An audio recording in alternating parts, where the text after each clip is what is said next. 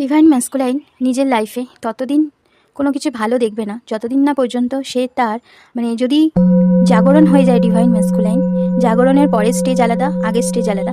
যখন সোল জাগরণ হয়ে যাচ্ছে, সোল অ্যাওকেন হয়ে যাচ্ছে, তখন ডিভাইন ম্যাস্কুলাইন যদি তার কাউন্টার পার্টকে যোগ্য সম্মান না দেয়, যোগ্য তার জায়গাটা না দেয়, তখন কিন্তু তার লাইফে তার সমস্ত দিক দিয়ে হেলথ, কেরিয়ার, সে যেরকম রিলেশনশিপগুলোতে জড়িয়ে রয়েছে, এক একটা মানুষের সাথে এক এক রকম সম্পর্ক হয়, প্রত্যেকটা রিলেশনের মধ্যে মেজর ইস্যু দেখা যাবে এবং প্রচুর পরিমাণে হেলথে ইস্যু ফিল করবে এবং কেরিয়ার, ফাইন্যান্স সমস্ত কিন্তু ইমব্যালেন্স হয়ে পড়বে।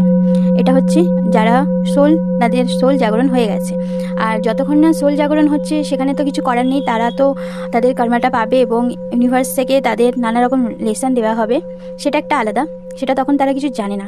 কিন্তু সোল জাগরণের পর যদি সে কোনোভাবে, কারণ তখন তার মধ্যে এরকম কোনো উন্স থাকবে না, থাকবে অবশ্যই থাকবে, কিন্তু যতক্ষণ সে আনঅ্যাওকেন ছিল সেই রকম একটা সিচুয়েশন কিন্তু থাকবে না। সে কিন্তু সমস্ত কিছু জানবে। সমস্ত কিছু জানার পরেও সে যদি ডিভাইন ফ্যামিনাইনকে বা ডিভাইন ফ্যামিনাইন তার ডিভাইন ম্যাস্কুলাইনকে যোগ্য সম্মান না দেয়, যোগ্য তার প্রাপ্য জায়গাটা না দেয়, তাহলে কিন্তু লাইফে এরকম এই সিচুয়েশনগুলোর মধ্যে তাকে যেতে হতে পারে। সে পুরো একদম হিরো ছিল, সেখান থেকে জিরোতে চলে আসবে।